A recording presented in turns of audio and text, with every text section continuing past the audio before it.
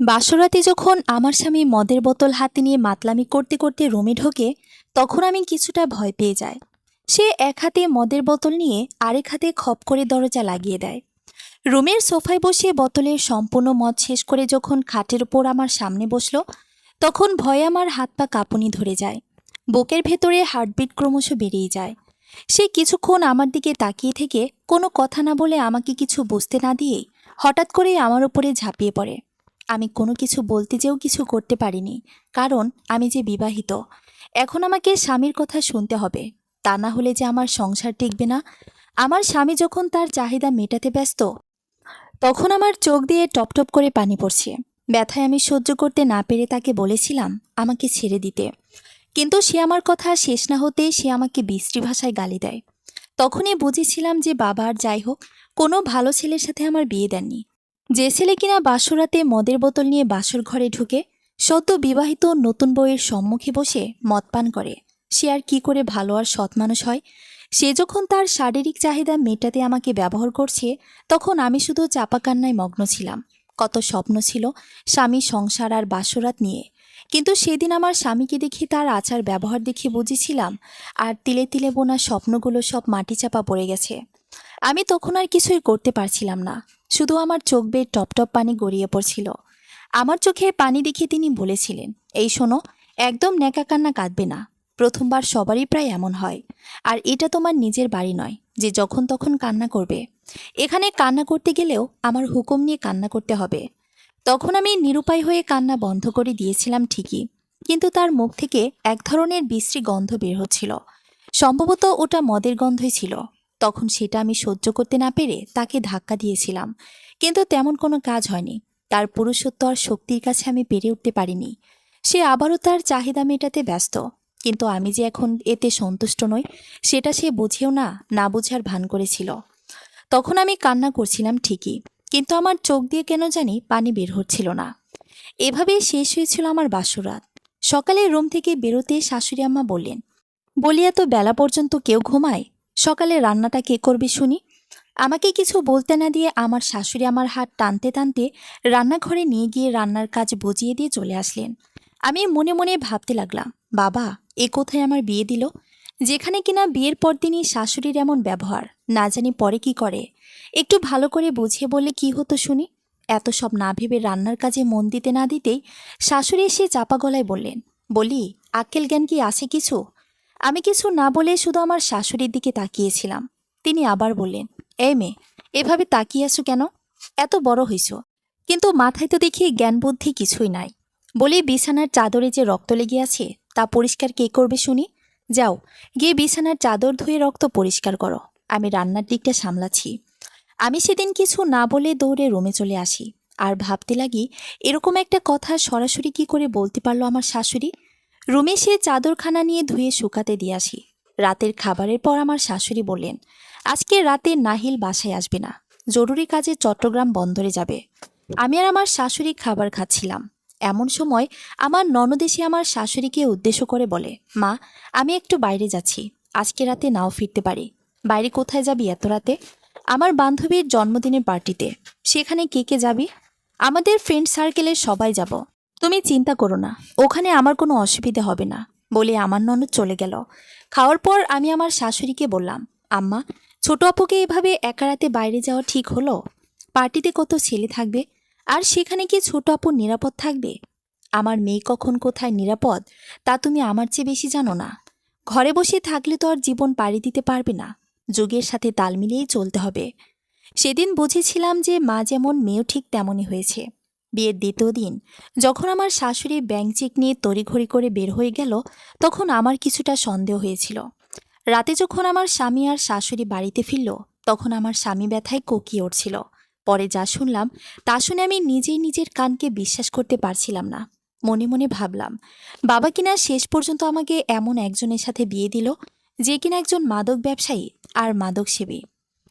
সেদিন আমার স্বামী মদ বিক্রি করতে গিয়ে পুলিশের কাছে ধরা খেয়েছে, তাই থানায় নিয়ে তাকে মারধর করা হয়েছিল। সকালে পুলিশ আমার স্বামীকে ধরেছিল, কিন্তু বিকেলে আমার শাশুড়ি পুলিশকে টাকা দিয়ে আমার স্বামীকে ছাড়িয়ে আনে। বিয়ের দ্বিতীয় দিন যদি কেউ জানতে পারে যে তার স্বামী একজন অবৈধ ব্যবসায়ী, একজন মাদক বিক্রেতা, একজন পেশাদার মাদক সেবী। এগুলো জানার পর একজন মেয়ের মনের কি অবস্থা হতে পারে? তার উত্তর হয়তো সবার জানা নেই, কিন্তু আমার সবটাই জানা আছে। আমার স্বামীর ব্যাপারে এসব জানার পরে তার প্রতি আমার ঘৃণা বেড়ে যায়। রাতে খাওয়ার টেবিলে খাওয়ার সময় আমার গলা দিয়ে কোনো খাবার নামলো না।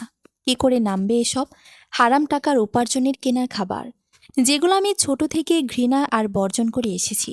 আজ আমি সেই নদীতেই নৌকা চালাচ্ছি। এসব ভাবতেই খাবারের প্রতি কেন জানি একটা অনীহা সৃষ্টি হয়ে যায়, যার ফলে সেদিন রাতে না খেয়ে রুমে চলে আসি। রুমে আসার পর অনেক পানি পিপাসা পায়, যার ফলে রুমে থাকা পানি থেকে 2 গ্লাস পানি খেয়ে নেই। যখন পানি গ্লাস হাতে নেই, তখন কেন জানি পানিটাও খেতে ইচ্ছে করছিল না। তবুও জীবন বাঁচাতে পানিটুকু খেতে হলো। আমার স্বামী রুমে এসে কোনো কথা না বলেই আমাকে ব্যবহার করে সে তার চাহিদা পূরণ করে ঘুমিয়ে পড়ে। কিন্তু তখন আমার চোখে কোনো ঘুম নেই, তখন শুধু আমার চোখ পানিতে ঝলমল করছিল। আমি না খেয়ে চলে আসলাম কেন? আমার ক্ষুধা আছে কি না সে কথা জিজ্ঞেস না করেই সে আমাকে ব্যবহার করে তার চাহিদা পূরণ করলো। আচ্ছা, বিয়ে মানে কি শুধু একে অপরকে ব্যবহার করে নিজের জৈবিক চাহিদা পূরণ করা? নাকি বিয়ে মানে দুটি মানুষের সকল প্রকার শারীরিক মানসিক চাহিদা পূরণ করা? বিয়ে মানে কি দুটি মানুষের হাজারো কল্পনাকে একে অপরের হাত ধরে বাস্তবে রূপান্তর করা? দুটি মানুষের সকল সুখ দুঃখের ভাগিদার হওয়া? কিন্তু আমার সে সময় মনে হয়েছিল আমার স্বামীর কাছে বিয়ে মানে হলো শুধুমাত্র শারীরিক চাহিদা পূরণ করা। আমি তো শুধুমাত্র তার জন্যই ছিলাম, কিন্তু সে আমার সাথে কখনোই ভালোভাবে কথা বলতো না। কখনোই ভালোবাসার কথা তো দূরে থাক, আমি বললেও আমাকে ধমক দিয়ে বলতো, এসব ন্যাকামো ভালোবাসা দিয়ে জীবন চলে না। সেদিন আমি তাকে বলেছিলাম, ভালোবাসা দিয়ে জীবন না চললে আমাকে বিয়ে করেছেন কেন? বিয়ে করেছি আমার চাহিদা পূরণের জন্য, এসব ভালোবাসা রংঢং করার জন্য না। পৃথিবীতে ভালোবাসা বলতে কিছুই নেই। দুবেলা দুমুঠো ভাত আর নিজের চাহিদা পূরণই আমার কাছে সব। এসব ভালোবাসা নিয়ে থাকার সময় আমার কাছে নেই। এগুলো যদি আপনার কাছে সব হয়, তাহলে মদ খান কেন? মাদক ব্যবসা কেন করেন? এসব তো হারাম। এই শোনো, আমি তোমাকে এসবের জবাব দিতে বাধ্য নই। আমার স্বামী আমাকে কখনোই কোনো কিছুর জবাব দিত না। আমি কোনো কিছু জিজ্ঞেস করলে তিনি আমাকে ধমক দিতেন। মাঝে মাঝে অশ্লীল ভাষায় গালাগালিও করতেন। সে সকালে বাসা থেকে বেরিয়ে যেত আর রাত 12টার দিকে বাসায় ফিরত। বাসায় ফিরে তার চাহিদা মিটিয়ে সে ঘুমিয়ে পড়ত। কখনোই আমার সাথে ভালোভাবে কথা বলতো না। কখনোই সে আমার অনুভূতি বোঝার চেষ্টা করত না। তার কাছে আমি ছিলাম শুধুমাত্র তার চাহিদা মেটানোর বস্তু। বিয়ের 1 মাস পর আমার স্বামী আমার কাছে মোটা অঙ্কের যৌতুক দাবি করে।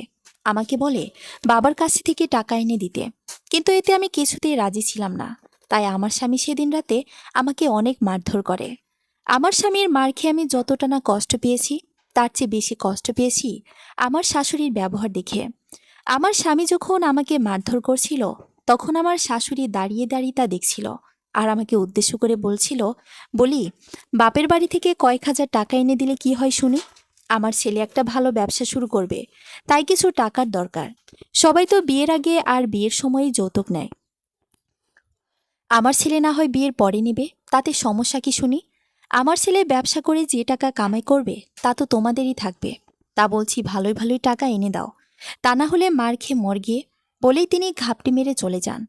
আমার স্বামী আমাকে মেরে সেরাতেই আমার বাড়ির সামনে রেখে আসে।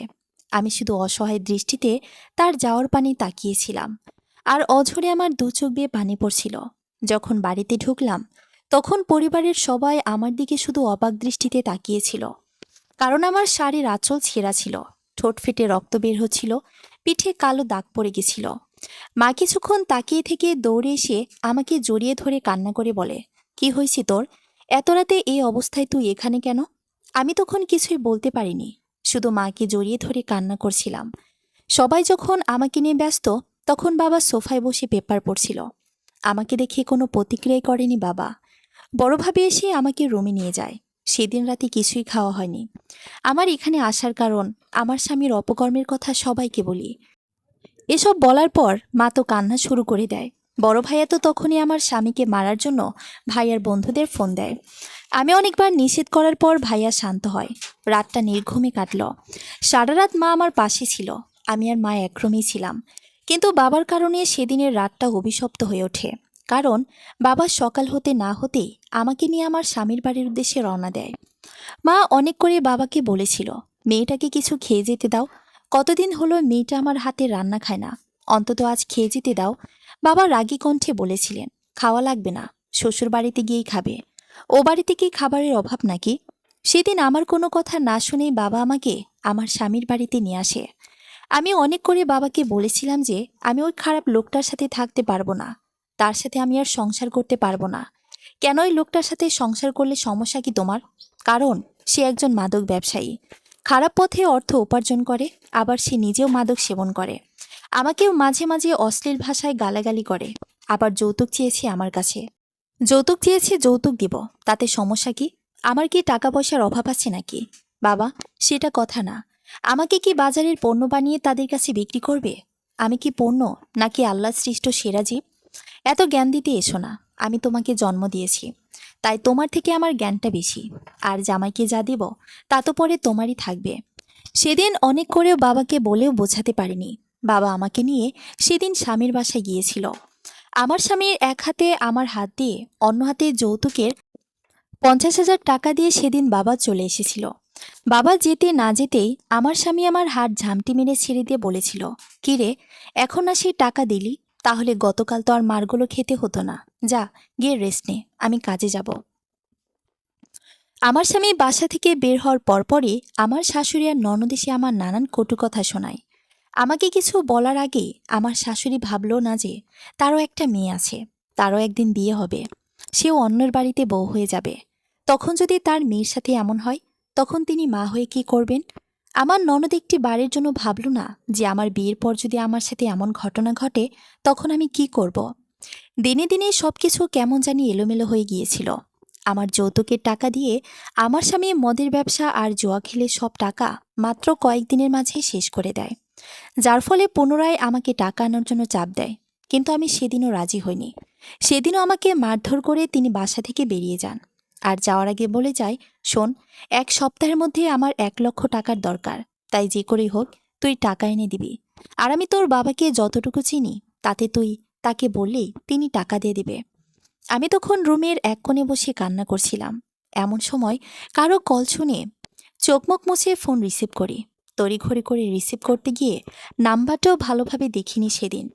রিসিভ করে সালাম দিতেই অপর পাশ থেকে সালামের উত্তর দিয়ে বলল, কি রে, কেমন আছিস? ভাইয়ার কণ্ঠ শুনে মোবাইলের স্ক্রিনে তাকিয়ে দেখি সত্যি এটা ভাইয়ার নাম্বার। বিয়ের পরে মা আর ভাইয়ার কয়েকদিন পর পর ফোন দিয়ে আমার খোঁজ খবর নিত, কিন্তু সেদিন কেন জানি ভাইয়ার ফোন পেয়ে আবেগপরায়ণ হয়ে গিয়েছিলাম। তবুও নিজেকে যথাসাধ্য কন্ট্রোল রেখে বলেছিলাম, হ্যাঁ, ভালো আছি, তুমি কেমন আছো? আমিও ভালো আছি। এক হাতে চোখ মুছে আবার জিজ্ঞেস করলাম, বাবা মা ভাবি কেমন আছে? সবাই ভালো আছে। কিন্তু তোর কণ্ঠ এমন লাগছে কেন? কি হয়েছে তোর? কই ভাইয়া, কিছু হয়নি তো? না না, কিছুতে একটা হয়েছে তোর। সত্যি করে বল, কি হয়েছে তোর? কোনো কিছু লুকাবি না আমার কাছে। মনে রাখিস, ছোটবেলা থেকে আমি তোর সাথে বন্ধুর মতো মিশে এসেছি, তাই সত্য কথাই বলবি। সেদিন কান্না করতে করতে ভাইয়াকে সবকিছু বলে দিয়েছিলাম, কারণ ভাইয়া সব সময় বিপদে আপদে আমাকে বন্ধুর মতো সাহায্য করে এসেছে। বাবা মায়ের থেকেও ভাইয়া আমাকে বেশি বুঝে। আমার সব কথা শুনে ভাইয়া বলেছিল, তুই কোনো চিন্তা করিস না, আমি আগামীকাল সকালে আসব। সেদিন রাতে আমার স্বামী বাসায় আসেনি। পরদিন সকালে ভাইয়া আমার স্বামীর বাসায় চলে আসে, কিন্তু আমার স্বামী তখনও বাসায় ফেরেনি। আমার শাশুড়ি আর ননদ ভাইয়ার আশায় খানিকটা অবাক হয়ে যায়। ভাইয়া যখন জানলো আমার স্বামী বাসায় নেই, তখন ভাইয়া আমার স্বামীকে ফোন দিল, কিন্তু আমার স্বামী ব্যস্ততা দেখিয়ে ফোন কেটে দিয়ে বাসায় আসতে অসম্মতি জানালো। কিন্তু ভাইয়া যখন পুনরায় ফোন দিয়ে বলল যে টাকা দেওয়ার জন্য ভাইয়া এখানে এসেছে, তখন আমার স্বামী মিষ্টি কণ্ঠে বলছিল, ভাইয়া আপনি একটু বসুন, আমি তাড়াতাড়ি আসতেছি। তখন লক্ষ্য করলাম আমার শাশুড়ি আর ননদের মুখে বিজয়ী হাসি। কিছুক্ষণের মধ্যে আমার স্বামী বাসায় আসে। বাসায় আসতে না আসতেই ভাইয়া বলল, কাল রাতে কই ছিলে? আমার স্বামী হেসে বলেছিল, ইয়ে ভাইয়া, বন্ধুর বাসায় ছিলাম। বন্ধুর বাসায় ছিলা নাকি পতিতালয়ে বান্ধবীর কাছে ছিলা? একথা বলার সাথে সাথে আমার স্বামীর মুখের হাসি এক নিমিষেই শেষ হয়ে গেল। কি হলো, আমি কি ঠিক বলছি? আমার স্বামী কিছুক্ষণ চুপ থেকে বলল, আপনি জানলেন কি করে আমি পতিতালয়ে ছিলাম? আপনিও কি প্রতিতাবৃত্তি করেন নাকি? ভাইয়া তখন রেগে গিয়ে বলেছিল, আমি কি তোর মতন জানোয়ার নাকি যে ঘরে বউ রেখে পতিতালয়ে যাব? আমি কাল রাতে অফিস থেকে ফেরার পথে তোকে পতিতালয়ে ঢুকতে দেখেছি। যৌতুকের টাকা দিয়ে মদ খেয়ে পতিতালয়ে ফুর্তি করতে খুব মজা লাগে, তাই না? ভাইয়া আমাকে উদ্দেশ্য করে বলেছিল, তুই রুমে গিয়ে তোর কাপড় চোপড় গুছিয়ে নে। আমি অবাক হয়ে বলেছিলাম, কেন ভাইয়া? যা বলছি তাই কর। এই দুশ্চরিত্র লোকের সাথে তুই সারা জীবনও সুখের সংসার করতে পারবি না। তাই যা বলছি তাই কর। এই নরকের সংসারের এক মুহূর্ত নয়। আমিও সেদিন ভাইয়ার কথায় সম্মতি দিয়ে কাপড় চোপড় গুছিয়ে ভাইয়ার সাথে আমার বাসায় চলে এসেছিলাম। আমি রুমে যাওয়ার পর আমার স্বামী আর ভাইয়ার সাথে কি কথা হয়েছিল তা আজও জানি না। বিয়ের 1 বছর হতে না হতেই আমার ডিভোর্স হয়ে যায়। বাবা এ নিয়ে ভাইয়াকে অনেক কথা শোনায়। আমার কথা ভেবে ভাইয়া সবকিছু মেনে নিয়েছিল। ডায়েরিতে নিজের জীবনে ঘটে যাওয়া এমন দুর্ঘটনাময় সংসারের কথা লিখতেছিল নিশিতা। এমন সময় বাইরে থেকে কেউ চিৎকার করতে করতে বলে আসছে, নিশিতা, নিশিতা, তোমার জন্য একটা সুসংবাদ আছে। নিশিতা পেছনে তাকিয়ে দেখল ভাবি নিশিতার দিকে তাকিয়ে মিটিমিটি হাসছে। নিশিতা চেয়ার থেকে উঠে দাঁড়িয়ে বলল, কি সুসংবাদ ভাবি? ভাবি হেসে বলল, আরে আগে বসো এখানে, তারপর বলছি। নিশিতা জানার নিয়ে চেয়ারে বসে পড়ল। ভাবি নিশিতার হাত ধরে বলল, আজকে তোমাকে পাত্রপক্ষ দেখতে আসছে। নিশিতা কিছুক্ষণ ভাবির দিকে তাকিয়ে থেকে বলল, এই পাত্র আবার কে জোগাড় করলো? কে আবার করবে? তোমার ভাইয়াই জোগাড় করেছে। ভাইয়া তো এর আগেও কয়েকটা পাত্র জোগাড় করেছিল, কিন্তু একটাও তো বিয়ের উপযোগী ছিল না। আরে আগে উপযোগী ছিল না তাতে কি? তোমার ভাইয়া বলেছে এটা তোমার উপযুক্ত হবে। কেমনে? কারণ ছেলেটা ধার্মিক, দিনদার, আর সেও তোমার মতোই একজন মেয়ে খুঁজছে তাই। নিশিতা হেসে বলল, এর আগেও এমন ছেলে এসেছিল, কিন্তু তারা সবাই আমার ডিভোর্সের কথা শুনে আর সামনে এগোয়নি। আবার কয়েকজন তো মোটা অঙ্কের যৌতুকও দাবি করেছিল। ভাবি এবার নিশিতার দুহাত ধরে বলল, না, এটা মেবি তেমন হবে না। কি করে বুঝলে? কারণ ছেলেটাকে তোমার ভাইয়া চেনে। সে তোমার ভাইয়ার সাথে একই কোম্পানিতে ভালো বেতনে চাকরি করে। তাই তোমার ভাইয়া সব দিকে জেনে শুনে ভেবে এই পাত্র ঠিক করেছে। কিন্তু আমি তো ডিভোর্স, এই কথা শুনে সেও পিছিয়ে যাবে। আরে না, সেও এর আগে বিয়ে করেছিল, কিন্তু বেচারার বউ তাকে ডিভোর্স দিয়ে চলে গেছে। যার বউ তাকে ডিভোর্স দিয়ে চলে যায় সে আবার ভালো আর দিনদার হয় কেমনে? আরে সে অন্য কারণে থাকতে পারে, হয়তো সেও তোমার মতো পরিস্থিতিতে পড়ে ডিভোর্সে রাজি হয়েছে। যাই হোক, দেখলে তো আর বিয়ে হয়ে যায় না। আর তোমার ভাইয়া কখনোই তোমার সুখ ব্যতীত দুঃখ চায় না। আমি এখন যাই, অনেক কাজ পড়ে আছে। তোমাকে কথাটা জানাতেই এখানে আসা, বলেই ভাবি চলে গেলেন। আসরের পর পাত্রপক্ষ নিশিতাকে দেখতে এলো। নিশিতাকে দেখে সবাই পছন্দ করলো। নিশিতার পরিবারেও পাত্রকে পছন্দ হলো। পাত্রপাত্রীকে কথা বলার জন্য আলাদা রুমে যাওয়ার অনুমতি দেওয়া হলো। সাথে নিশিতার দাদিও গেলেন। পাত্রের সামনে মাথা নিচু করে বসে আছে নিশিতা। পাত্র হালকা কাশি দিয়ে সালাম দিল। নিশিতাও সালামের জবাব দিল। তা কেমন আছেন? জি, আলহামদুলিল্লাহ ভালো। আপনি কেমন আছেন? আমিও আলহামদুলিল্লাহ ভালো। এবার আমার পরিচয়টা দেই। নিশিতা মাথা নাড়িয়ে হ্যাঁসূচক উত্তর দিল, আমার নাম নিলয়। আমি আপনার ভাইয়ের সাথে একই কোম্পানিতে চাকরি করি। আপনাদের পাশের এলাকায় আমার বাড়ি। জি, এগুলো আমি জানি। আপনারা আসার আগেই ভাইয়া আমাকে এগুলা বলেছে। তাহলে তো ভালোই। এখন আপনার মতামত কি? আমার আবার কিসের মতামত? আমাকে আপনার পছন্দ হয়েছে কিনা, আমাকে বিয়ে করবেন কিনা, এটাই জানতে চাইছি। সবাই তো পছন্দ করেছে আপনাকে, তাহলে আমারও সম্মতি তাই। সবারটা আর আপনারটা আলাদা মতামত। বিয়েটা 2-1 দিনের জন্য না। বিয়ের পর সারা জীবন আমার সাথে আপনি ঘর সংসার করবেন। তাই আপনার মতামতটাই বেশি জরুরি। আপনার যদি আমাকে পছন্দ না হয় তাহলে বলতে পারেন। আমি চাই না কেউ তার ইচ্ছার বিরুদ্ধে গিয়ে আমাকে বিয়ে করে পরে সংসার জীবনে অশান্তি ঘটায়। নিশিতা কিছুক্ষণের জন্য চুপ থেকে জানালো, নিলয়কে বিয়ে করতে তার কোনো আপত্তি নেই। আলহামদুলিল্লাহ। আমাকে কি আপনার পছন্দ হয়েছে? পছন্দ হবে না কেন? পছন্দ না হওয়ার তো কোনো কারণ নেই। একটা কারণ তো আছে। মানে মানে আমি ডিভোর্স, যার কারণে অনেকে বিয়ের কথা বলতে ফিরে এসে গেছে। আমি জানি এসব। আপনার ভাই আমাকে সব বলেছে। সব জেনে শুনেও আপনি আমাকে বিয়ে করবেন? আপনি চাইলে তো আমার থেকে ভালো আর কুমারী মেয়ে বিয়ে করতে পারবেন। হ্যাঁ, আমি আপনাকেই বিয়ে করব। আপনার ডিভোর্সের কারণ আমি জানি। এই ডিভোর্স করার ফলে তো কোনো অন্যায় আপনি করেননি। একজন অসৎ লোকের সাথে কে বা সংসার করবে? একটা ডিভোর্সের জন্য মেয়েদের অনেকভাবে দোষী করা হয়, কিন্তু কেউ এটা বোঝে না যে কেউ ইচ্ছাকৃতভাবে ডিভোর্স নিতে চায় না। পরিস্থিতির চাপে পড়ে ডিভোর্স হয়। আর আমার স্ত্রীও ছিল, তার সাথে আমারও ডিভোর্স হয়েছে। তাই আমি চাই আমার লেভেলের দিনদার কাউকে বিয়ে করতে, আর সেটা আপনি। নিলয়ের কথা শুনে নিশিতা মনে মনে খুশি হলো। নিশিতা ভাবল, এই ছেলেটা আগে দেখা ছেলেদের চেয়ে অন্যরকম, মেয়েদের প্রতি সম্মানটুকু আছে। শুক্রবার বিয়ের দিন তারিখ ঠিক করা হলো, কারণ দুপরিবারে পাত্রপাত্রীকে পছন্দ হয়েছে। কিন্তু বিয়ের মাঝে ঝামেলা পাকালো নিলয়ের বড় চাচা। নিশিতাই এবার ভেবে নিল তার এই বিয়েটাও আর হবে না, কারণ নিলয়ের চাচা নিশিতার বাবার কাছে মোটা অঙ্কের যৌতুক দাবি করে চলে গেছে। আর যাওয়ার আগে বলে গেছে, যদি না 5 লক্ষ টাকা যৌতুক দেন তাহলে এই বিয়ে হবে না। এ নিয়ে দুশ্চিন্তায় আছে নিশিতার পরিবার। বাবা যৌতুক দিতে রাজি হলেও নিশিতার ভাই আর নিশিতা এটা নিয়ে নারাজ। নিশিতার ভাইয়ের একটাই কথা, আমার বোন কোনো বাজারের পণ্য না যে তাকে আমরা টাকার বিনিময়ে বিক্রি করে দেব। আর আমার জানা মতে নিলয়ে তেমন ছিল না যে যৌতুক নিবে। তাই নিশিতার ভাই পরিবারের সবাইকে ধৈর্য ধারণ করতে বলে। ওদিকে নিলয়ের বাসায় নিলয় আর নিলয়ের চাচার মাঝে কথা কাটাকাটি হয়। নিলয় 1 টাকাও যৌতুক নিবে না বলেই জানায়, কিন্তু নিলয়ের বড় চাচা এ বিষয় মানতে নারাজ। নিলয় একবার মায়ের দিকে তাকায়, আরেকবার তাকায় চাচার দিকে। কারণ নিলয়ের বাবা মারা যাবার পর সে ছোটবেলা থেকেই নিলয়ের অভিভাবক বলতে চাচাই দায়িত্ব পালন করে আছে। এখানে মা কোনো কিছু বলতেও পারছে না, কারণ নিলয়ের পরিবারের সব দায়িত্ব তার চাচাই নিয়ে আসে।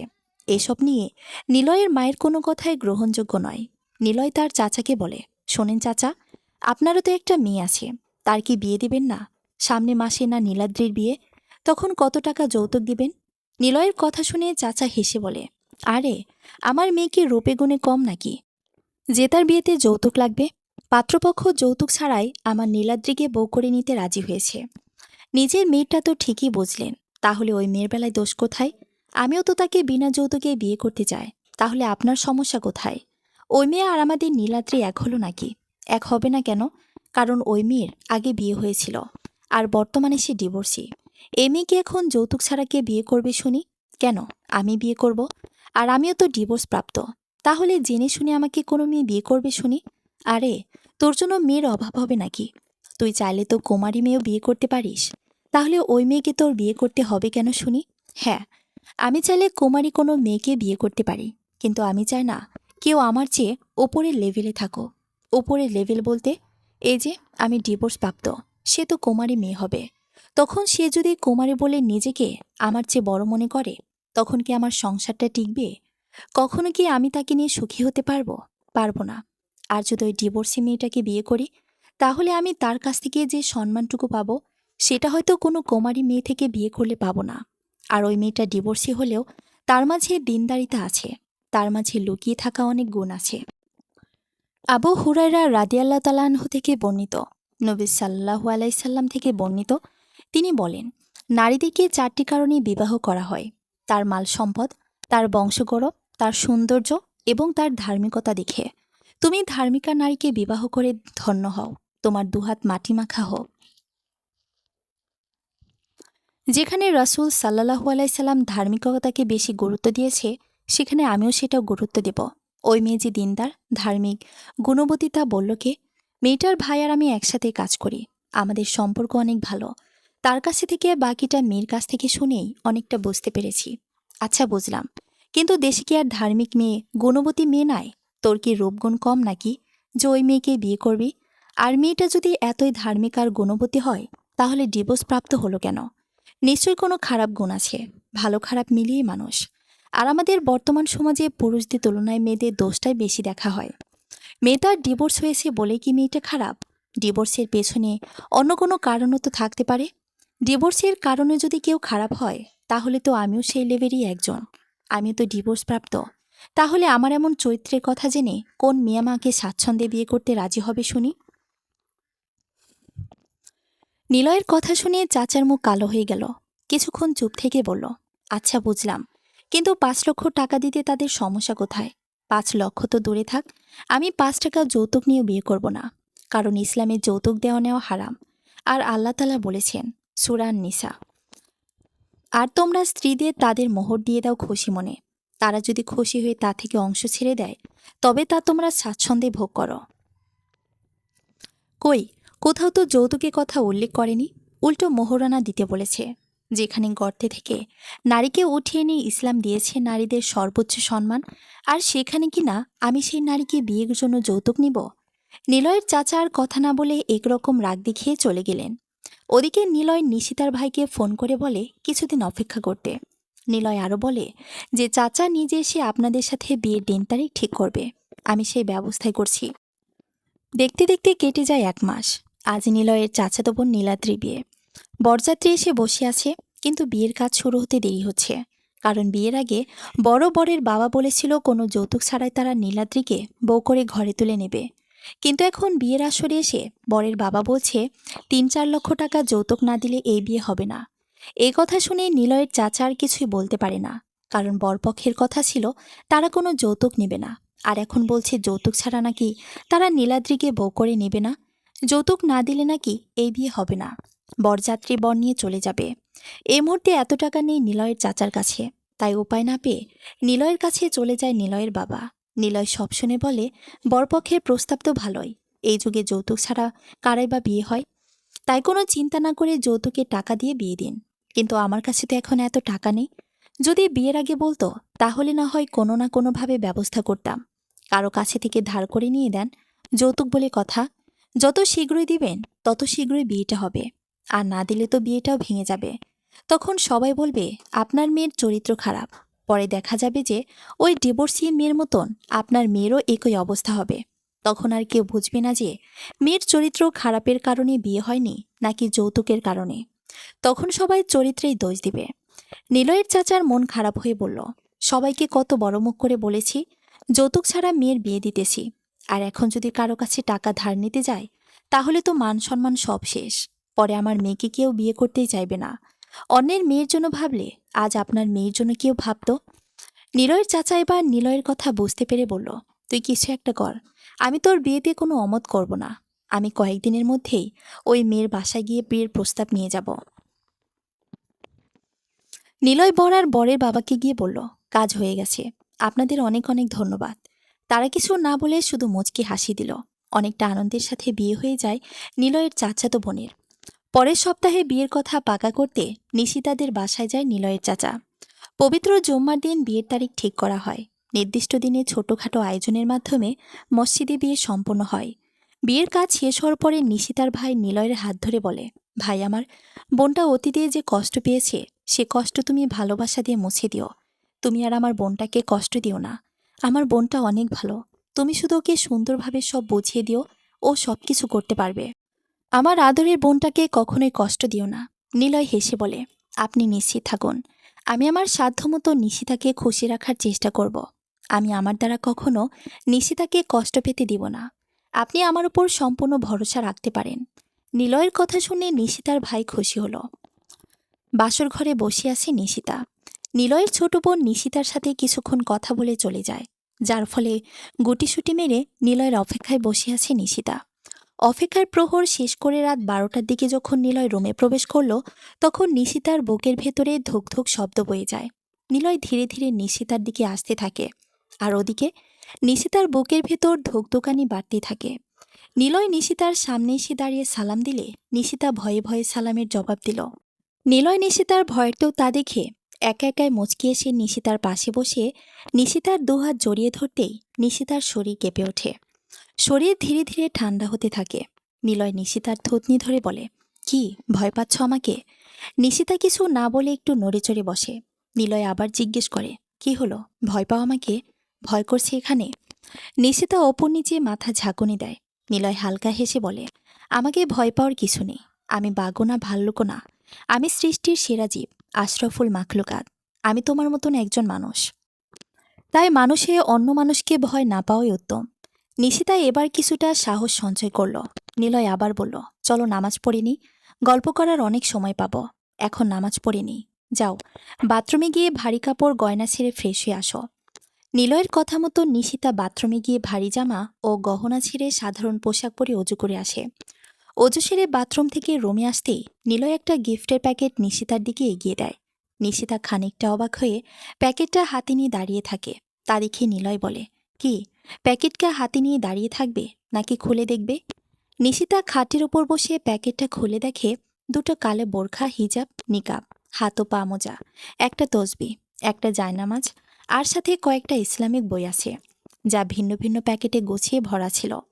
নিলয় অজু করে রুমে এসে হাত মুখ মুছতে মুছতে নিশিতাকে বলে, কি আমার সামান্য গিফট পছন্দ হয়েছে?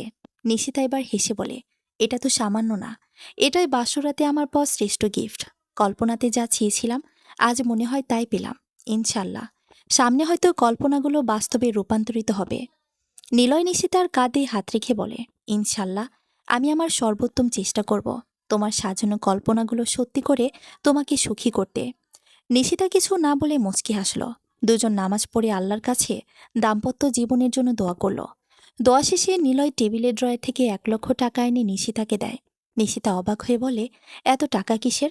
তোমার মোহরানার টাকা। ও, কিন্তু আজকাল তো তেমন কেউ মোহরানা দেয় না, আপনি দিলেন যে?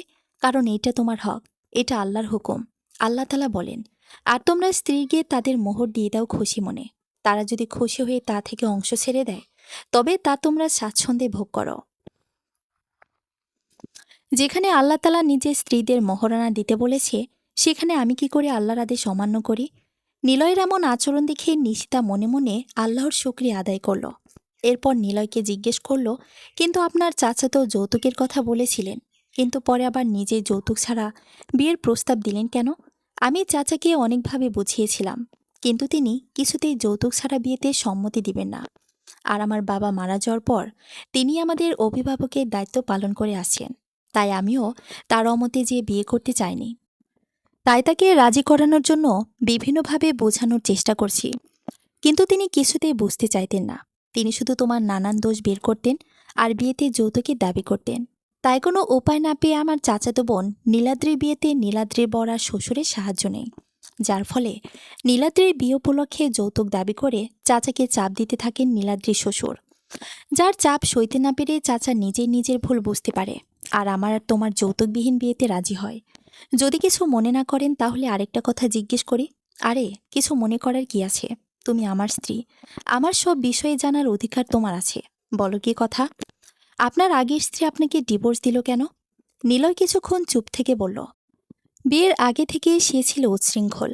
মা বলেছিল বিয়ের পর নাকি সে ঠিক হয়ে যাবে, ধার্মিক হয়ে যাবে, তাই এ ভেবে আমিও তাকে বিয়ে করিনি। কিন্তু বিয়ের পর তার কোনো পরিবর্তন লক্ষ্য করা যায় না, সে আগের মতোই ছিল। আমি কোনো কাজের কথা বললে, নামাজ, রোজা, পর্দা করতে বললে সে এগুলো কিছুই করতে চাইতো না। আমিও বিভিন্নভাবে তাকে এগুলো করাতে চাইতাম, কিন্তু সে এগুলো ঝামেলা মনে করত। আমাকে আর আমার কথা নাকি তার সহ্য হয় না, যার ফলে সে স্বেচ্ছায় আমার কাছে ডিভোর্স চায়। আমিও তাকে নিয়ে এই নরকের সংসার করতে চাইনি, তাই আমিও তার প্রস্তাবে রাজি হয়ে তাকে ডিভোর্স দিয়ে দিই। দুজনেই কিছুক্ষণ চুপ। নীরবতা ভেঙে নিলয় নিশিতার হাত ধরে বলল, তুমি কি আমার মনের মতো হবে? আমার আদেশ নিষেধ মেনে চলবে? দিনের পথে থাকবে? আমার জান্নাতে যাওয়ার সঙ্গী হবে? নিশিতা নিলয়ের হাতের ওপর হাত রেখে বলল, ইনশাআল্লাহ, আপনি শুধু আমার পাশে থেকে আমাকে সাপোর্ট দিবেন, তাহলে আমি সবই করব। নিশিতার কথা শুনে নিলয় খুশি হয়ে নিশিতার কপালে চুমু দিল, যার ফলে নিশিতা হালকা কেঁপে উঠল। দুজনের কথাবার্তার মধ্যে অনেকটা রাত কেটে যায়, যার ফলে রাত 3টার দিকে দুজন মিলে তাহাজ্জুদের নামাজ পড়ে। তাহাজ্জুদ নামাজ শেষে নিলয় ফজরের নামাজ আদায় করার জন্য মসজিদে যায়, আর নিশিতা বাড়িতে ফজরের নামাজের জন্য প্রস্তুত হয়। নামাজ শেষে নিলয় যখন বাসায় ফিরল, তখন রুম থেকে কারো মিষ্টি কণ্ঠের কোরআন তেলাওয়াত শুনতে পেল। নিলয় দরজার পাশে দাঁড়িয়ে নিশিতার কোরআন তেলাওয়াত শুনল। কোরআন তেলাওয়াত শেষে যখন নিশিতা দরজার দিকে তাকালো, তখন নিলয়কে দেখতে পেয়ে তড়িঘড়ি করে দাঁড়িয়ে নিলয়কে সালাম দিল নিশিতা। নিলয় সালামের জবাব দিয়ে বলল, তোমার কোরআন তেলাওয়াতের কণ্ঠ কিন্তু অসাধারণ। নিশিতা হেসে বলে, আপনি বানিয়ে বলছেন, অনেকদিন পড়া হয় না, আজ হঠাৎ আপনার রুমে কোরআন দেখে তাই পড়ে নিলাম। হুম, আমি মোটেও কিছু বানিয়ে বলছি না, সত্যি তোমার কোরআন তেলাওয়াতের কণ্ঠ অসাধারণ।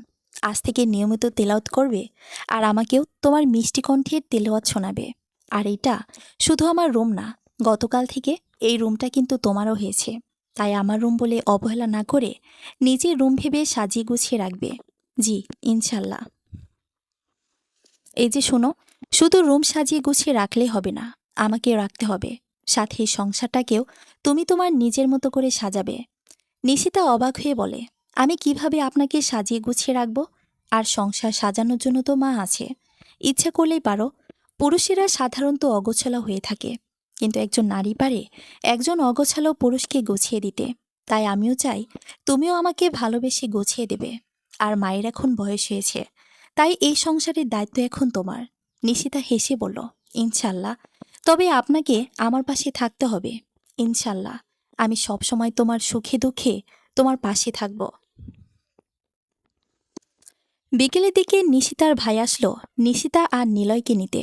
নিশিতার বাসায় গিয়ে যখন নিলয় নিশিতার রুমে ঢোকে তখন নিলয় অবাক হয়ে তাকিয়ে থাকে, কারণ নিশিতার রুমটা বিভিন্ন সামগ্রী দিয়ে সাজানো আর বেশ গোছালো, যার ফলে নিলয় ঘুরে ঘুরে রুমটা দেখছে। এমন সময় নিশিতা এসে জিজ্ঞেস করে, কি দেখছেন এমন করে? রুমটাই দেখছি। রুম দেখার কি হলো? এত সুন্দর করে সাজানো গোছানো রুম কার না দেখতে ইচ্ছে করে? তুমি কি নিজ হাতে সাজিয়েছো এগুলো? নিশিতা হেসে বলে, জি, আলহামদুলিল্লাহ, আমি নিজেই সাজিয়েছি। আপনার পছন্দ হয়েছে? এত সুন্দর করে সাজানো গোছানো রুম কিনা পছন্দ হয়ে থাকতে পারে? অনেক পছন্দ হয়েছে। আমাদের রুমটাও কিন্তু এভাবেই সাজিয়ে গুছিয়ে তুলবে ইনশাল্লাহ। কয়েকটা দিন যেতে দিন, ধীরে ধীরে সব সাজিয়ে গুছিয়ে আমাদের সংসারটা সুন্দর করে তুলবে। রাতে নিলয় সবার সাথে কৌশল বিনিময় করে রুমে এসে দেখে নিশিতা ড্রেসিং টেবিলে বসিয়ে সাজগোজ করতেছে। তা দেখে নিলয়ের ভালো লাগলেও পরে যখন দেখল যে নিশিতা কপালে লাল টিপ পড়েছে, তখন কিছুটা খারাপ লাগলো। তাই নিলয় চুপি চুপি গিয়ে নিশিতাকে পেছন থেকে জড়িয়ে ধরে নিশিতার ঘাড়ে চুমু দিয়ে বলে, তুমি যদি কিছু মনে না করো তাহলে একটা কথা বলি। নিশিতা নিলয়ের দিকে তাকিয়ে বলে, বলুন। আমি কিছুই মনে করব না। তুমি আজ থেকে আর কখনোই কপালে টিপ পরবা না। নিশিতা অবাক হয়ে বলে, কেন? টিপ পরলে কি আমাকে অসুন্দর দেখায়? আপনার কি টিপ অপছন্দ? তাহলে আমি এক্ষুনি টিপ খুলে ফেলছি। না, তেমন কিছু না। তাহলে টিপ পরলে সমস্যা কি?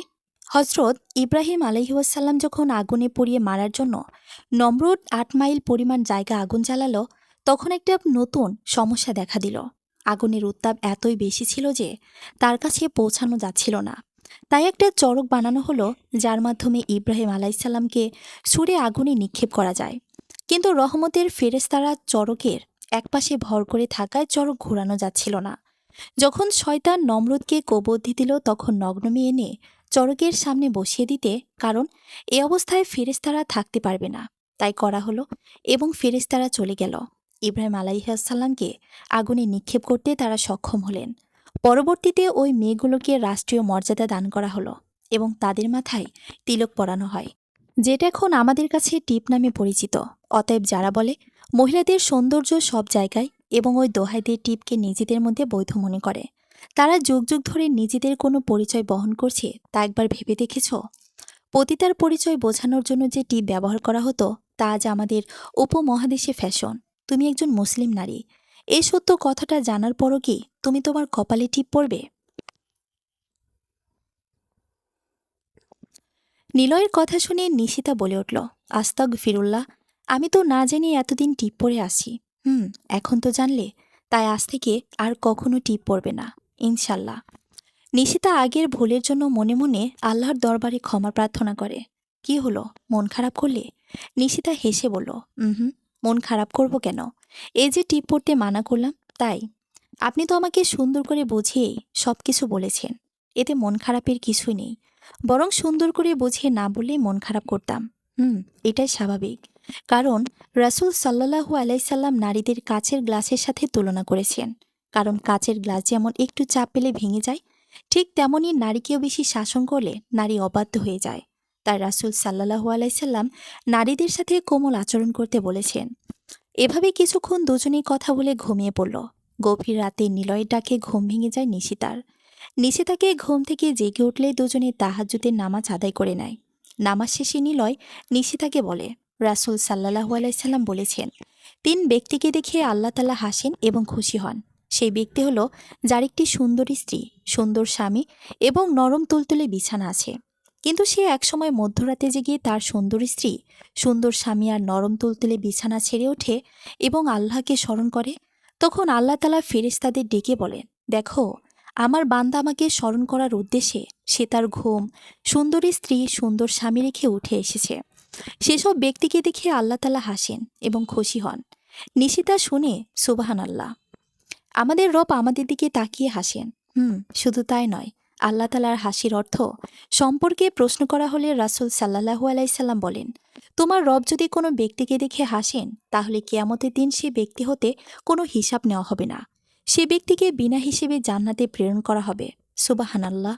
এভাবে গল্প করার পরে ফজরের আজান দিলে নিলয় নিশিতার ভাইয়ের সাথে মসজিদে চলে যায় নামাজ আদায় করতে। বিকেলে সবার কাছে থেকে বিদায় নিয়ে নিলয় আর নিশিতা রওনা দেয় নিলয়ের বাড়ির উদ্দেশ্যে। নিলয় আর নিশিতা যখন বাসে বসে আছে তখন ঘটল এক বিপত্তি। কারণ নিলয়ের পেছনে ছিটে বসে আছে নিলয়ের পরিচিত একজন, আর অপর পাশে বসে আছে কয়েকজন বখাটে ছেলে। বখাটে ছেলেগুলা কোনো মেয়েকে উদ্দেশ্য করে খারাপ কথা বলছে। নিলয় একবার নিশিতার দিকে তাকিয়ে দেখল নিশিতা স্বাভাবিকভাবে বসে আছে, গায়ে কালো বোরখা, হিজাব, নিকাব, হাতে পায়ে কালো মোজা পরা আছে। নিলয় ভাবতে লাগলো ছেলেগুলো কাকে উদ্দেশ্য করে এমন বাজে কথা বলছে আর গান গাইছে। কিছুক্ষণ পর নিলয় পেছনের দিকে তাকাতে দেখতে পেল নিলয়ের এলাকারই এক বড় ভাই বসে আছে, আর তার পাশে বসে আছে তার স্ত্রী। তিনি টাইট ফিট সালোয়ার কামিজ, ঠোঁটে লাল লিপস্টিক, মাথার চুলগুলো খোলা। নিলয় এক মুহূর্ত দেখে চোখ সরিয়ে নিল। নিলয়ের বুঝতে বাকি রইল না যে ভাইয়ের বউকে দেখেই বখাটে ছেলেগুলো এমন করে বাজে মন্তব্য করছে, শীষ দিচ্ছে, গান গাচ্ছে, একজন আবার তার কাছে ঘেঁষার চেষ্টাও করছে। নিলয় ছেলেদের কয়েকবার বাজে কথা বলতেও নিষেধ করল। তারা কিছুক্ষণ চুপ থেকে আবারও একই কথা বলতে থাকে। বাস যখন গন্তব্যে থামল তখন বাস থেকে নামার সময় সেই মেয়েটিকে বখাটেটির একজন ইচ্ছা করে গায়ের সাথে ধাক্কা দেয়। কিন্তু বাসের মধ্যে এত মানুষ থাকলেও তার প্রতিবাদ কেউ করে না। নিলয় নিশিতাকে নিয়ে সবার পরে বাস থেকে নেমে গিয়ে এলাকার সেই ভাইটিকে ডাক দিয়ে রাস্তার একপাশে নিয়ে গিয়ে বলে, ভাই শুনুন, একটা কথা বলি, কিছু মনে করবেন না। লোকটি মাথা নাড়িয়ে সম্মতি দিল। নিলয় লোকটির কাঁধে হাত রেখে বলল, আপনার স্ত্রী একান্তই আপনার সম্পদ, তাই আপনি কি চান আপনার সম্পদে মশামাছি, ধুলোবালি পড়ুক? না তো, তা চাইব কেন? তাহলে স্ত্রীকে এভাবে খোলামেলা নিয়ে বাসা থেকে বের হয়েছেন কেন? দেখলেনই তো বখাটে ছেলেগুলো ভাবিকে উদ্দেশ্য করে কি বলল, আবার গায়েও ধাক্কা দিল। কই, আমার স্ত্রী তো আমার সাথে আপনাদের সামনের সিটেই ছিল। কই, কোনো ছেলে তো আমার স্ত্রীকে নিয়ে বাজে কথা বলল না, কেউ এসে ধাক্কা দিল না। লোকটি লজ্জায় মাথা নিচু করে ফেলল। ভাবিকে কটু কথা বলার পেছনে দোষগুলো বখাটে ছেলেগুলোর একা না। আপনাদের কর্মকাণ্ডের ফলে ওরা এরকম মজা পায়। তাই নিজের সম্পদকে নিজের দায়িত্বে হেফাজত রাখুন, ভাবিকে পর্দায় রাখুন, দেখবেন কেউ খারাপ নজরে তাকাবেও না, কেউ কটু কথাও বলবে না, আর আল্লাহ রহমতও থাকবে। কেননা নামাজ রোজার মতন পর্দাও ফরজ। কিছু মনে করবেন না ভাই, আপনাকে বোঝানোর জন্যই এতগুলি কথা বলতে হলো। বলেই নিলয় নিশিতার হাত ধরে পথ হাঁটতে লাগল। নিশিতা শুধু নিলয়ের সাথে পথ হাঁটছে, কিন্তু তার কানে লোকটিকে বলা কথাগুলো নিশিতার কানে বাজতেছে। নিশিতা মনে মনে ভাবল, এভাবে আপনি আমাকে সারা জীবন আগলে রাখবেন, কখনোই এই হাত ছেড়ে দিবেন না, তাহলে যে আমি একেবারে নিঃস্ব হয়ে যাব। বাসায় ফিরতে প্রায় সন্ধ্যা হয়ে যায়। নিলয় ও নিশিতা দুজনে মাগরিবের নামাজ আদায় করে নেয়। রাতে যখন নিলয় আর নিশিতা খেতে বসে তখন নিলয় নিজ হাতে খাবার মেখে নিশিতার দিকে এগিয়ে ধরে। নিশিতা কিছুক্ষণ নিলয়ের দিকে তাকিয়ে থাকে। তা দেখে নিলয় নিশিতাকে বলে, কি হলো, খাবে না? নিশিতা মাথা কাত করে হ্যাঁ সূচক উত্তর দেয়। নিশিতার মুখে খাবারের লোকমা দিয়ে নিলয় বলে, জানো নিশিতা, হাদিসে আছে যে স্বামী তার স্ত্রীকে এক লোকমা ভাত খাইয়ে দিলে আল্লাহ ওই স্বামীর সগীরা গুনাহ মাফ করে দিবেন। আবার যে স্ত্রী তার স্বামীকে এক লোকমা ভাত খাইয়ে দিবে আল্লাহ ওই স্ত্রীর সগীরা গুনাহ মাফ করে দিবেন, এবং প্রতি লোকমা ভাতের বিনিময়ে স্বামী স্ত্রীর উভয়ের আমলনামায় 1000 নেকি লেখা হবে। আবার অন্য হাদিসেও আছে, যে ঘরে স্বামী স্ত্রী একই প্লেটে খাবার খাবে, যতক্ষণ পর্যন্ত খাবার খাবে ততক্ষণ পর্যন্ত স্বামী স্ত্রী উভয় আমলনামায় নেকি লেখা হবে। নিশিতা বলে উঠল, সুবহানাল্লাহ। অতঃপর নিশিতা নিলয়ের মুখে ভাতের লোকমা তুলে দিলে নিশিতাও নিলয়ের মুখে ভাতের লোকমা তুলে দিল। যখন দুজন ঘুমাতে গেল তখন নিলয় নিশিতাকে ডেকে বলল, এদিকে আসো।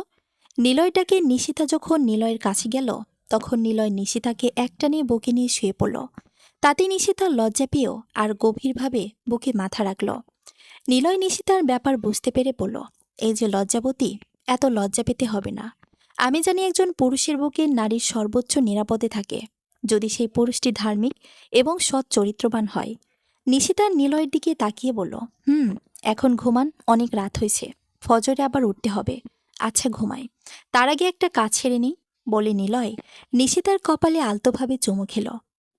নিলয় নিজের গাল ইশারা করে নিশিতাকে চুমু দিতে বললে নিশিতা অসম্মতি জানায়। তা দেখে নিলয় বলে, চুমু না দিলে তোমারই লস, আমার কোনো কিছুই না। নিশিতা ভ্রুকুচকে তাকিয়ে বলে, আমার লস মানে? নিলয় হেসে বলে, মানে হলো যে স্বামী তার স্ত্রীকে একবার চুমু দিবে এবং যে স্ত্রী তার স্বামীকে একবার চুমু দিবে, প্রতিটি চুমুর বিনিময়ে স্বামী স্ত্রীর উভয়ের আমলনামায় 100 নেকি লেখা হবে। নিলয়ের কথা শেষ হতে না হতেই নিশিতা নিলয়ের গালে চুমু দিয়ে নিলয়ের বুকে মুখ লুকিয়ে ফেলল। নিলয় খানিকটা মুচকি এসে নিশিতাকে বুকে নিয়ে ঘুমিয়ে পড়ল। ফজরের আজানের আগে নিশিতার ডাকে ঘুম ভাঙল নিলয়ের। তাকিয়ে দেখে নিশিতা এক হাতে ভর করে নিলয়ের দিকে এক দৃষ্টিতে তাকিয়ে আছে। তাতে নিশিতার চুলগুলো নিলয়ের মুখের উপর সামান্যভাবে দোল খাচ্ছে। কিন্তু নিলয়কে হঠাৎ চোখ খুলতে দেখে নিশিতা লজ্জা পেয়ে উঠতে যাবে, এমন সময় নিলয় নিশিতার হাত ধরে টান দেয়, যার ফলে নিশিতা নিলয়ের টাল সামলাতে না পেরে নিলয়ের ওপরে পড়ে যায়।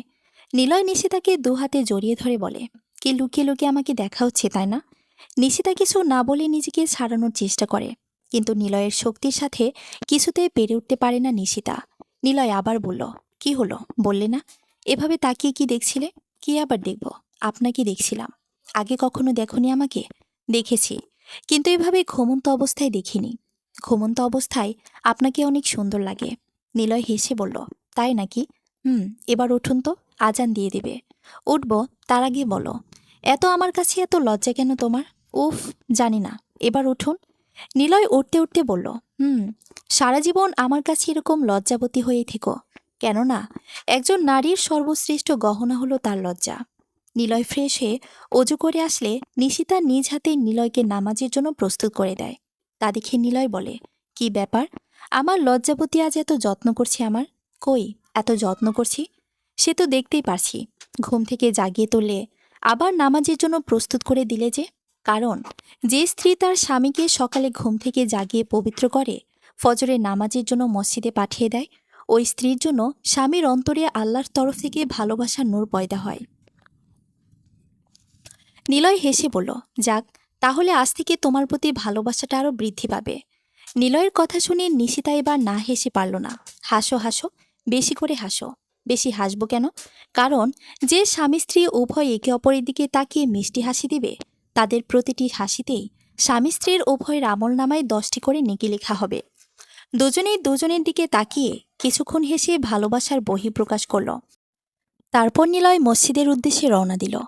এরকম একজন স্বামী দেওয়ার জন্য মনে মনে নিশিতা আল্লাহর শুকরিয়া আদায় করল। সকালে নিলয় অফিসে যাওয়ার পরপরই নিশিতার ফোনে নিশিতার ভাইয়ের ফোন আসলো। নিশিতা ভাইকে সালাম দিল। নিশিতার ভাইও সালামের জবাব দিয়ে বলল, তোর আগের স্বামীর খবর শুনেছিস? কেন ভাইয়া, তার আবার কি হয়েছে? তার সাথে তো আমার কোনো যোগাযোগ নেই।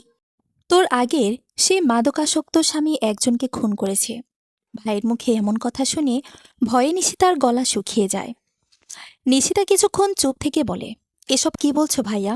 হ্যাঁ, আমি ঠিকই বলছি, কিন্তু সে কাকে খুন করেছে? তার ছোট বোনের স্বামীকে। নিশিতা এবার এক হাতে মুখের ঘাম মুছে বলল, কি? তার ছোট বোনের বিয়ে হলো কবে? আর সে তার বোন জামাকে বা খুন করবে কেন? কয়েক মাস আগে নিহালের এক বন্ধুর সাথে নেহালের বোনের বিয়ে হয়েছিল।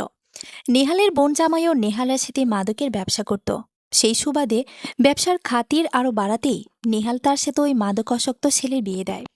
কিন্তু বিয়ের কয়েকদিন পরে নেহাল আর ছেলেটির ব্যবসায়িক ঝামেলা তৈরি হয়, যার ফলে ছেলেটি নেহালের বোনকে মারধর করে আর নেহালের কাছে থেকে টাকা এনে দিতে বলে। কিন্তু নেহাল ছেলেটিকে টাকা দিবে না বলে জানায়, যার ফলে তাদের মধ্যে এক প্রকার কথা কাটাকাটি হয়, যা শেষ পর্যন্ত মারামারিতে গিয়ে পৌঁছায়। নেহাল রাগের বসে ছেলেটিকে ছুরি দিয়ে পেটের মধ্যে আঘাত করলে ছেলেটি মারা যায়।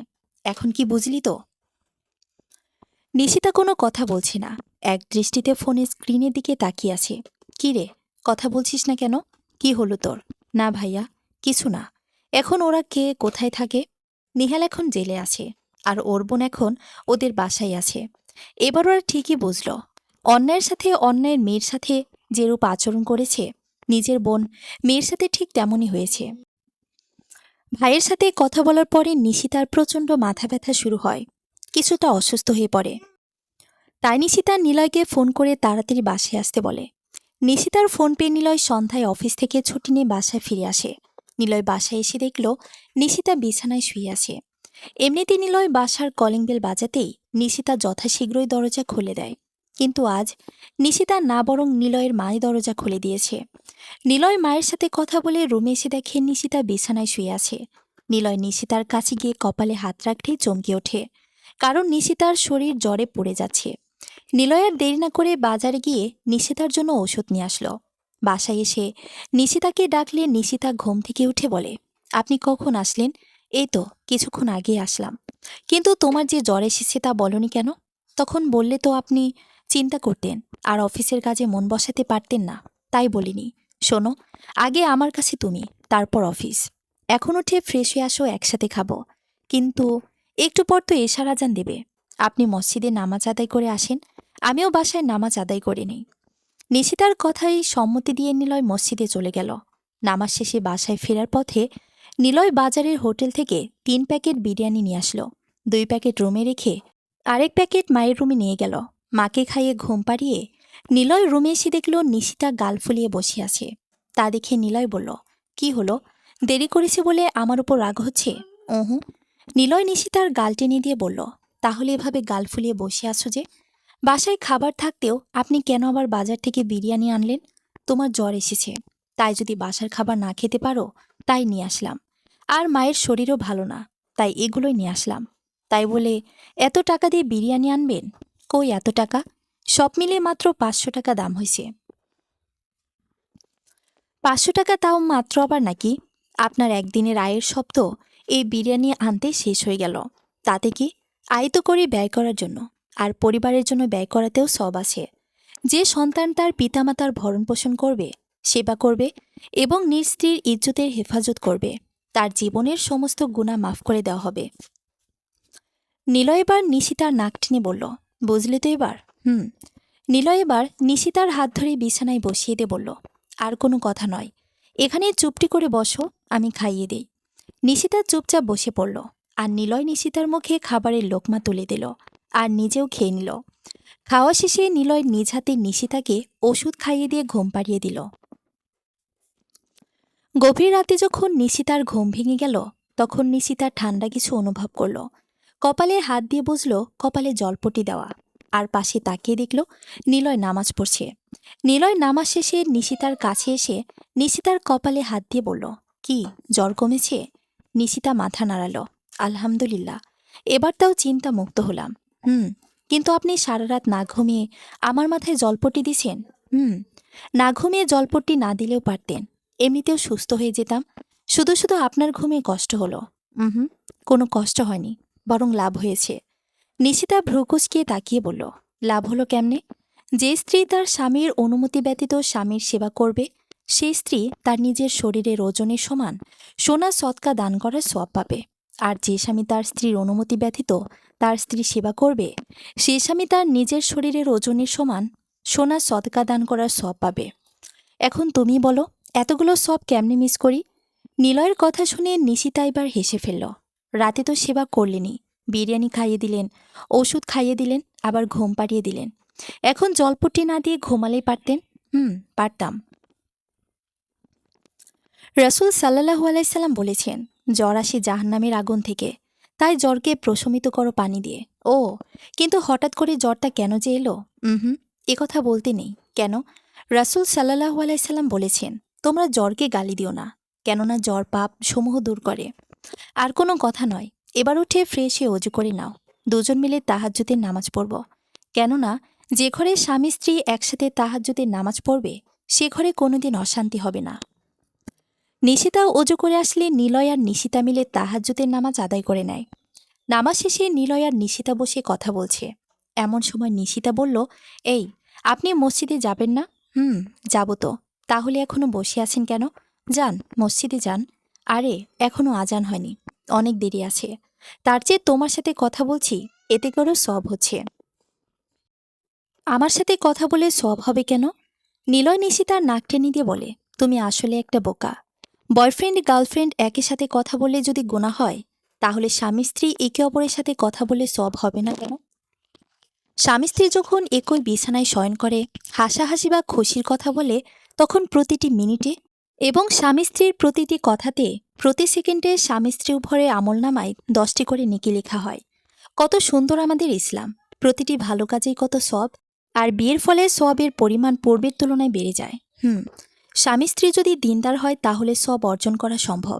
কেননা রাসূল সাল্লাল্লাহু আলাইহি সাল্লাম বলেছেন, খারাপ সঙ্গী জাহান্নামের কারণ হতে পারে।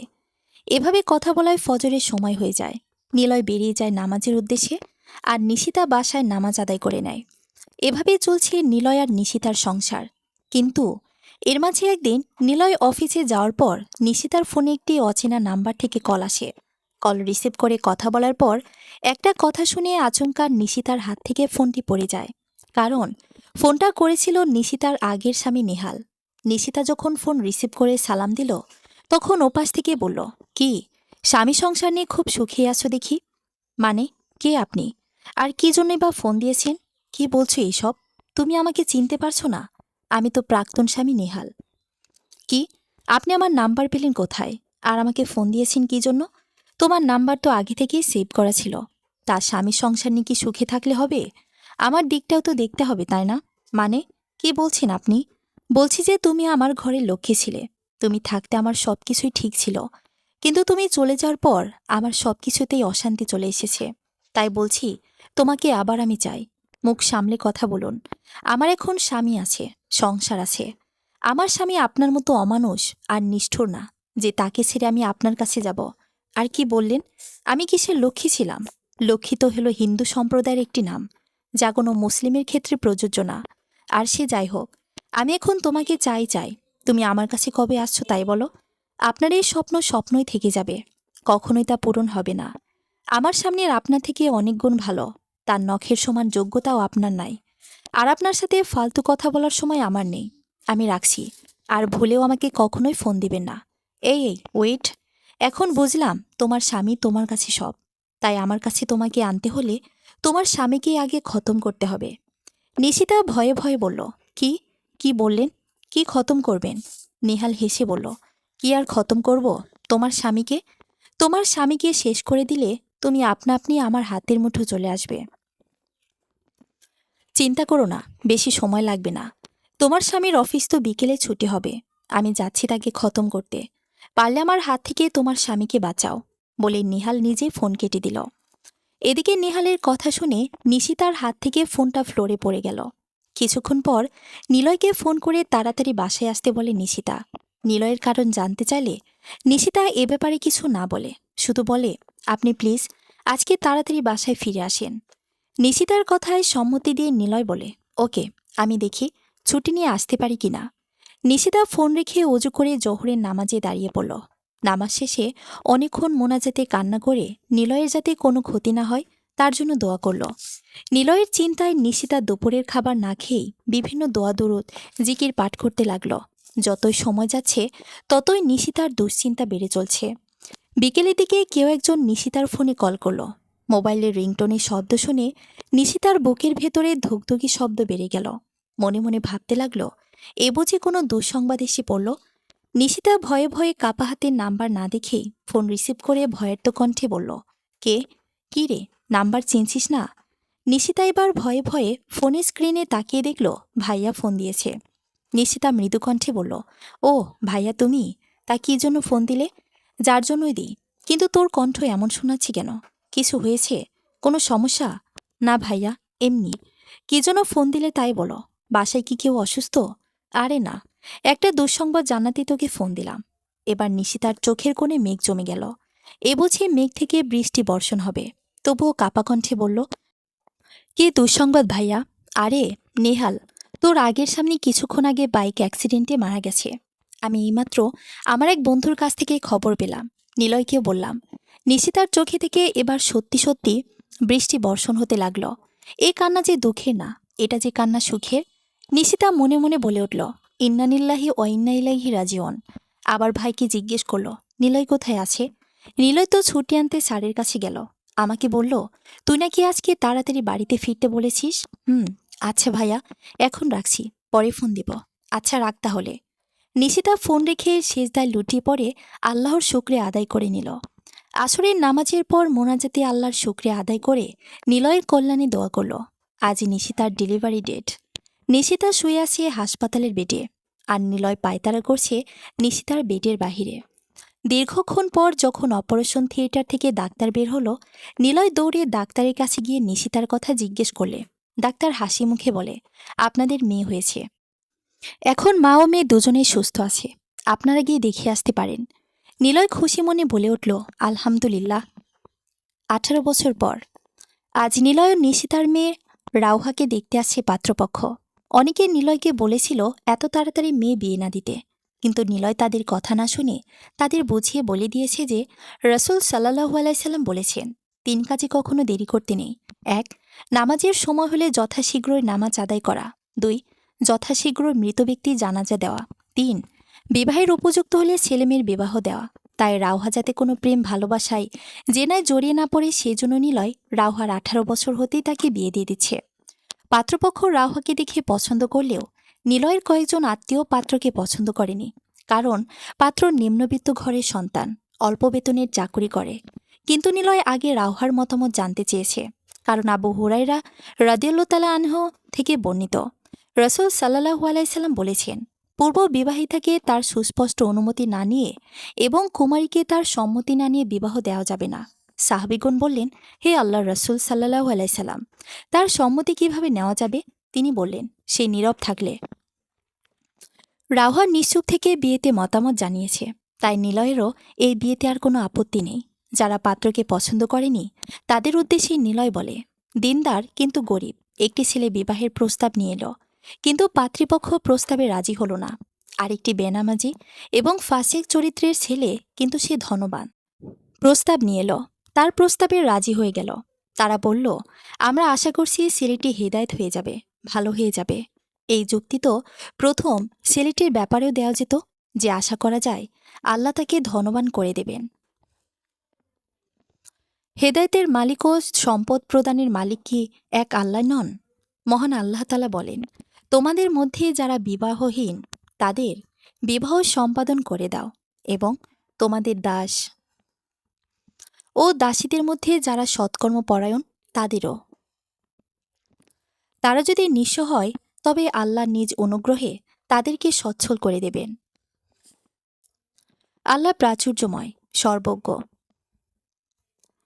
কিন্তু আসল ব্যাপার হচ্ছে, মানুষ ধন সম্পদের ব্যাপারে নগদ নগদ চায়, আর দিনদারি বাকির খাতায় পড়ে থাক। রাসূল সাল্লাল্লাহু আলাইহি সাল্লাম বলেন, যদি দিনদার ও চরিত্রবান কোনো যুবক তোমাদের কাছে বিবাহের প্রস্তাব নিয়ে আসে, তবে তার সাথে তোমাদের মেয়ের বিবাহ দিয়ে দাও। যদি তোমরা তা না করো, তবে পৃথিবীতে বড় ধরনের ফিতনা হবে, বড় ধরনের ফাসাদ হবে।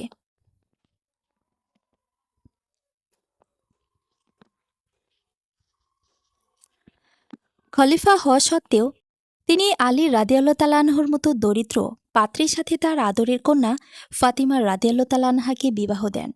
অথচ তার চেয়ে অনেক ধনী ব্যক্তির সাথে তিনি দিতে পারতেন, কিন্তু তিনি দেননি। এই ব্যাপারগুলো কি আপনারা বুঝেন বা চিন্তা ভাবনা করেন? নিলয়ের কথা শুনে যারা এই পাত্রের ব্যাপারে অমত করেছিল তারা নিশ্চুপ হয়ে গেল। নির্দিষ্ট দিনে রাউহার বিয়ে হয়ে গেল একজন নিম্নবিত্ত দিনদার ছেলের সাথে। বিয়ের পর নিশিতা নিলয়কে বলে, আমাদের মেয়ে কি সুখী হবে, নাকি আমার মেয়েরও একই অবস্থা হবে? নিলয় নিশিতার দুগালে হাত দিয়ে বলে, ইনশাল্লাহ আমাদের মেয়ে সুখী হবে, কারণ ছেলেটি গরিব হতে পারে কিন্তু দিনদার। একজন দিনদার ছেলের কাছে যদি কোনো মেয়ে সুখী না হতে পারে, তাহলে আর কোথাও সে সুখী হতে পারবে না। টাকা পয়সা থাকলে সুখী হওয়া যায় না। বর্তমানে সবাই শুধু টাকা পয়সাওয়ালা ছেলে খোঁজে, কিন্তু তারা এটা বোঝে না যে টাকা পয়সার মাঝে সব সুখ থাকে না। পাত্র যদি দিনদার হয় তাহলে সে গরিব থাকলেও তার কাছে সুখী হওয়া যায়, তাকে নিয়ে জাহান্নাম থেকে বেঁচে জান্নাতে যাওয়া যায়। রাসূল সাল্লাল্লাহু আলাইহি সাল্লাম বলেছেন, খারাপ সঙ্গী জাহান্নামের কারণ হতে পারে। তাই পাত্র ধনাঢ্য হওয়ার চেয়ে দিনদার হয়ে ইহকাল পরকাল দুই জায়গায় সফল সুখী হবে। নিশিতা নিলয়ের বুকে মাথা রেখে বলে, তাই যেন হয়, আমাদের মেয়ে যেন সুখী হয়। নিলয় নিশিতার কপালে চুমু দিয়ে বলে, ইনশাল্লাহ আমাদের মেয়ে সুখী হবে, আমিন। আমিন। সমাপ্তি। গল্পটি আপনাদের কাছে কেমন লেগেছে প্লিজ কমেন্ট করে জানাবেন। ধন্যবাদ সবাইকে।